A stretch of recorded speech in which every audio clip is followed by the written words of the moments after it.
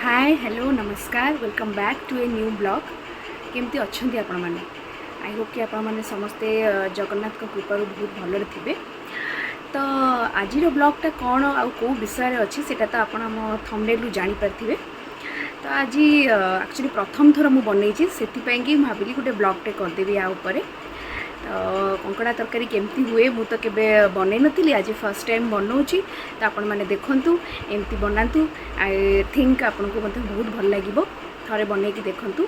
तेबे आ बेसी डेरी करें तेबे चलते स्टार्ट करवा आज वीडियो। कंकड़ा पीसेस गुड़ी को भल भाव में धोई से टिके हलदी पकई ताको गोले गाड़ी रखिली। एपटे कढ़ई टिके गरम करी ताधरे टिके जीरा फिरा पकई तेल टिके गरम होला परे से मु कंकड़ा को भाजीबा पई पकईली। बर्तमान कंकड़ा तो हलदी पड़ी से टिके लूण पकईली एवं लूण पकई सारा परे मु ताकू गोलेबा को लगिली। भल भाव में गोड़े की भल भाव में बेसी तो भजा हेनी बट हल्का हल्का टिके कंकड़ा को भाजवा को पड़ो ताकि भाजी हो गला परे सेटा हमर तरकारी पई की ठीक से रेडी हो जिवो। तो ये भाव में मुझे हल्का हल्का टिके भाजिली। आपण मैंने देखुथिबे बेसी कड़ा भाजबेन बट हल्का हल्का टिके कंकड़ा को भाजिकी ताको बाहर करदेली। बर्तमान से कढ़ई रे मुझे तेल गरम करी आलू मध्य पीस छोट छोट लंबा लंबा पीसेस का भाव में काटी ताको मध्य भाजिया पकईदेली। भाजी आलू भाजी गला परे ताको मध्य धीरे धीरे करी मु गोटे थाली को काढ़ी नेली। कंकड़ा तरकारी करने आमको ये सब सामग्री दरकार जमती कि पियाज रसुण अदा सुखिला लंका जीरा और टमाटो। मोर कंकड़ा मुझे आनी जी करी तापाई मोर एति मसला दरकार। बर्तमान से मसला को ग्राइंडर जार रे बाटिकी रखीदेली।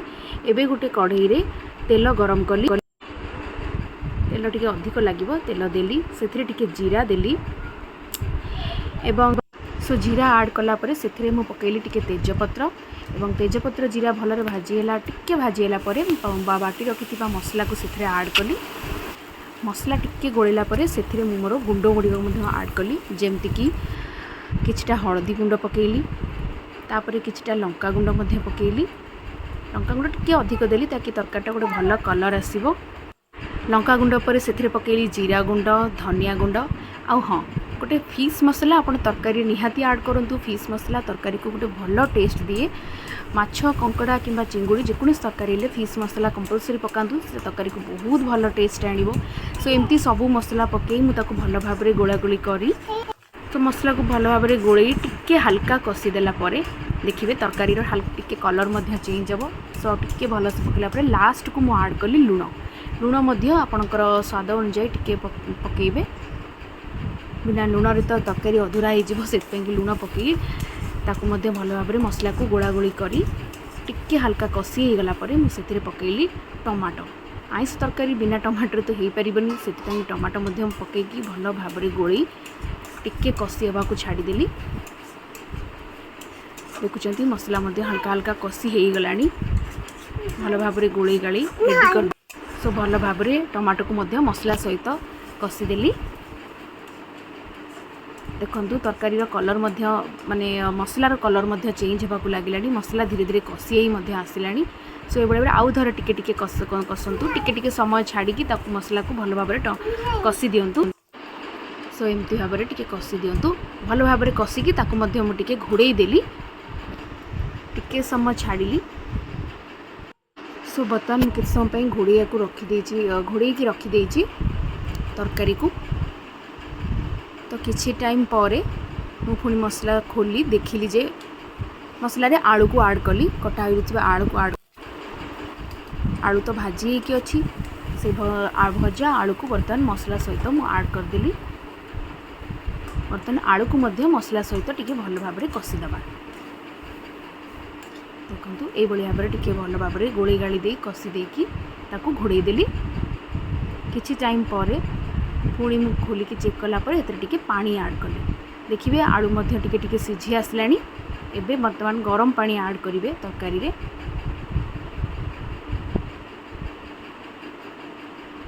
टिके समय पानी फुटिला परे आउ थरे टिके सबको भल भाव में गोलागोली करदेली।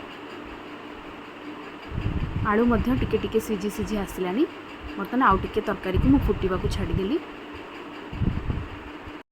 सो एमती टे छाड़देली तरकारी ताकि मझे मझे भल भाव टे सीझु था आलू कंकड़ा भल भाव टे सीझा दरकार बास ताको किसी समय छाड़ला भल भाव फुटला से आड कली किसी धनिया पत्र आड कलापर हल्का टे गोलेदेली तापर आउ किसी समय टे भल भाव सीझा छाड़देली 80% पाखापाखि सीझीगला बट आउ तरकारी अलमोस्ट हवा उपर तो फाइनल जो धनिया पत्र जी पड़ा कथा सब पकईदेली पकईला हल्का हल्का टिके गोले देकी तरकारी बर्तन हो गला मोर अलमोस्ट हो गला बास बंद करने टाइम आसला देखु तरकारी मत के सुंदर कलर आसी सो एबे देखु थम्स अप बिकज तरकारी इज डन भात मोर रेडी हो गला भात अरुआ भात ना भल लगे तो है तरकारी को बाड़ीदेली फाइनल लुक एमती ही बनई तरकारी देखु केमती लगुच कहे सो आपण मैंने देखिले मुझे कंकड़ा तरकारी बनैली यही प्रोसेस रे आपण मैंने बनातु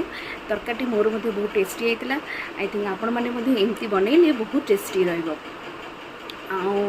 तो आपण मैंने देखिले आज भिडियोटी ये विषय थिला सो आई थिंक आपको ये भिडियोटी भल लगी entertain करिथिबो so do watch like subscribe my channel for more upcoming exciting videos